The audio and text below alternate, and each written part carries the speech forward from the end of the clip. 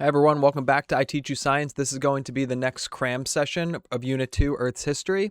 If you could please share this with your friends who are getting ready for their August 2026 Regents exams, I really appreciate it. Share it with your teachers, your tutors, anyone running review classes. These are the videos to study, okay? If you missed Unit 1, go back and watch Unit 1 before this one. If you want to take notes as you go, that could also help. Pause where you hear something that you don't know, and then you can write that down so you know what to study. All right, here we go. Rapid fire Unit 2, Earth's History. Here we go. We're going to start with the early Earth and solar system history. This is going to piggyback off our astronomy unit. So Earth and the rest of the solar system formed approximately 4.6 billion years ago. The solar system developed from a rotating cloud of gas and dust that collapsed under gravity. Meteorites provide valuable clues because they have changed very little since the solar system formed. Early Earth was largely molten during differentiation. Heavy materials like iron and nickel sank to form the core, while lighter materials rose to form the crust. That's also your layered density of the internal arrangement of the Earth. Ancient zircon crystals show that liquid water was present on Earth more than 4 billion years ago. Scientists think that the moon formed after a Mars-sized object collided with the young Earth. The moon's composition closely matches Earth's outer layers, supporting the giant impact hypothesis. Much of the Earth's earliest rock record has been destroyed or recycled by plate tectonics, volcanism, erosion, and weathering. All right, next section is impact craters and mass extinctions. Impact craters are created when asteroids or comets strike a planet's surface. Large impacts can blast dust, ash, and gases high into the atmosphere. These particles can block incoming sunlight and cool down Earth's climate. Reduced sunlight limits photosynthesis and can disrupt entire food chains. Major asteroid impacts are one possible cause of mass extinction events. Scientists can use crater evidence, fossils, and radioactive dating to reconstruct major events in Earth's history. Next section is radioactive decay and absolute age, and we will do the reference table pages at the end of the video, so make sure you stay till the end. Radioactive decay is the process where unstable isotopes naturally release particles and energy to become more stable. The original radioactive material is called the parent isotope, while the product is the daughter isotope.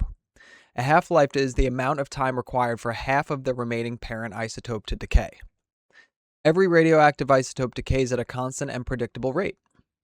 Radiometric dating allows scientists to determine the absolute age of rocks, fossils, and geologic events. Carbon-14 is used to date relatively recent materials that were once alive. Very old rocks are dated using long half-life isotopes such as uranium-238 and potassium-40. If 50% remains, one half-life goes by. 25% remains, two half-lives went by, and if 12.5% remains, three half-lives went by.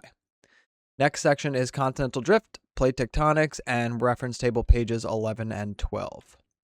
About 250 million years ago, Earth's continents were joined together in the supercontinent called Pangaea. Continental drift describes the gradual movement of Earth's continents over a long period of time.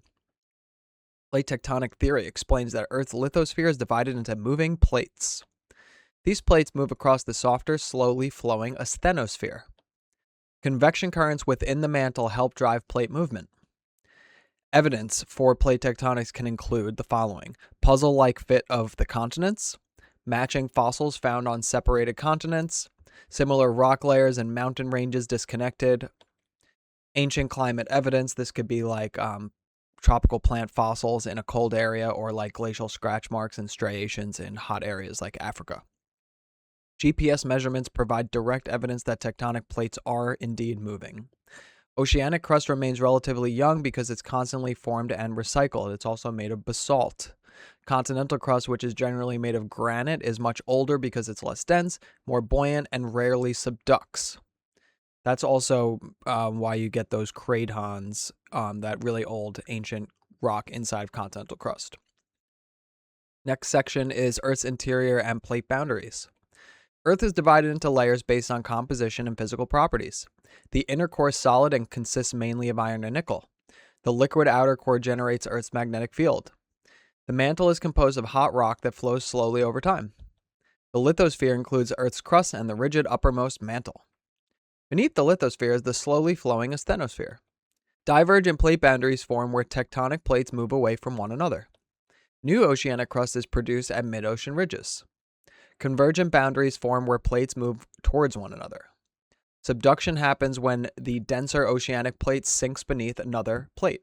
Subduction zones commonly produce trenches, volcanic arcs, and earthquakes occurring at a range of depths. Transform boundaries form where plates slide horizontally past one another. Transform boundaries are associated with shallow focus earthquakes. Next section is seafloor spreading and magnetic stripes. Seafloor spreading takes place along mid-oceanic ridges. Rising magma cools to create new basaltic oceanic crust. The youngest oceanic crust is always found closest to the ridge. Oceanic crust becomes progressively older farther away from the ridge. As lava cools, magnetic minerals align with the Earth's magnetic field. Earth's magnetic field has reversed many times throughout history. These reversals create matching magnetic stripe patterns on opposite sides of mid-oceanic ridges. Symmetrical magnetic stripes provide strong evidence that seafloor spreading occurs. Sonar mapping allowed scientists to discover mid-ocean ridges and other major features of the ocean floor. Next section's constructive and destructive Earth processes. Constructive processes create or build new landforms. Destructive processes wear away, recycle, or remove existing landforms. Constructive examples could be like volcanic eruptions, mountain building, deposition, seafloor spreading. Destructive examples could be like weathering, erosion, subduction, and landslides. The Hawaiian Islands formed as the Pacific Plate moved across a stationary hotspot. A chain of volcanic islands that becomes progressively older shows the direction of plate movement over a mantle plume. Next section is History of the Earth major themes, so things that you should really know for this unit. You should be able to explain why meteorites are useful for determining the age of the solar system. You should be able to use zircon evidence to support the existence of early liquid water on the Earth. You should be able to relate asteroid impacts to climate change and mass extinctions. You should be able to determine absolute age using radioactive decay. You should select the correct radioactive isotope for dating a specific sample. You should be able to explain how fossils support the theory of continental drift. You should be able to identify different plate boundaries from maps and diagrams. You should be able to relate earthquake depth patterns to subduction zones. You should be able to explain seafloor spreading using ocean crust age and magnetic stripe patterns. You should be able to compare constructive and destructive geologic processes. And you should be able to apply these ideas to the Himalayas, the Hawaii example, the East African Rift, and the Mariana Trench. Another good thing to know is you should probably know that the San Andreas Fault is in California. So that is the entire unit. And like we did last time, I'm going to pull up the reference table. And we did these pages for astronomy already. So associated pages that have to do with this unit are going to be pages 11 right here. So we're just going to rip through these diagrams real quick so you have an idea of kind of how they work. So first off, you have your oceanic and continental crust. They have their densities and approximate thickness of every section down here as well. So the line points to that section. You could see the mantle. There's the density, upper mantle, lower mantle, the outer cores of fluid, and density increases as you go down. It also has the depth of each section here. That is this diagram. Here is a plate boundaries kind of model here. So you got your trench here because there is a convergent plate boundary happening here. The plate sinks, it melts, and then it rises up, creating your chain of volcanoes there. You also have your trench, like we said. Then over here, you have a mantle plume. So the magma is rising up. Here's your active volcano. And since this plate's moving this way, your chain of extinct volcanoes goes to the right, your oldest one being furthest away from wherever the mantle plume actually is erupting. These volcanoes here are dormant. That means they don't work anymore. And then over here, you got your mid-oceanic ridge. You got some volcanoes, your ocean, and a fault is just a break in the Earth's crust. Oh, and I guess I'll mention that, convection currents are going to occur down here. And you also want to know this chart. This is going to be your global tectonic activity of the last 1 million years. Really not much to say specifically about this, except they could get you on latitude and longitude. So make sure you know your degrees north and south and east and west, and you could do like a basic coordinate. Also, you're going to see all your plate boundaries on this map. So here's your key at the bottom. We have divergent plate boundaries, and they also show centimeters per year of how fast it's happening. So you could see 16.1 at the East Pacific Rise. We have a scale here. They can ask you relative distances of things. You'd have to mark this on like a separate sheet of paper and sort of measure. We haven't seen them do that yet, but they technically could. We got our faults and convergent plate boundary. The subducting plate is behind the triangles, and the overriding plate, the one that goes over the other one, is underneath. And the symbol for transform is right there. So like you can look for that right here, for example. And just know that this transform plate boundary here, specifically in California, that's the San Andreas Fault. New York is located around here, just so you should always know that. And that's basically this map. Now, also is going to be the radioactive decay chart for this topic that we just talked about. Pretty easy chart. Here's your isotopes. That's what it's going to start out as. They're radioactive. They're going to decay into the daughter decay product.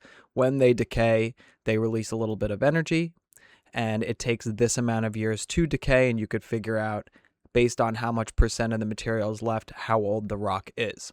This is how long the dating range is useful for, depending on the object or thing that you're trying to date. And here's a list of all the things that each of them can commonly date. Specifically, carbon-14 is the only one that does more organic material. Honorable mention is zircons for uranium.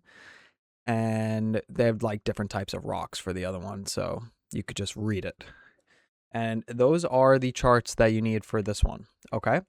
We will hit all of the charts and explanations as we go. The next unit is going to be Earth systems. So stay tuned for that video. Good luck studying. I hope you find this useful, and you got this in August. It's going to be great.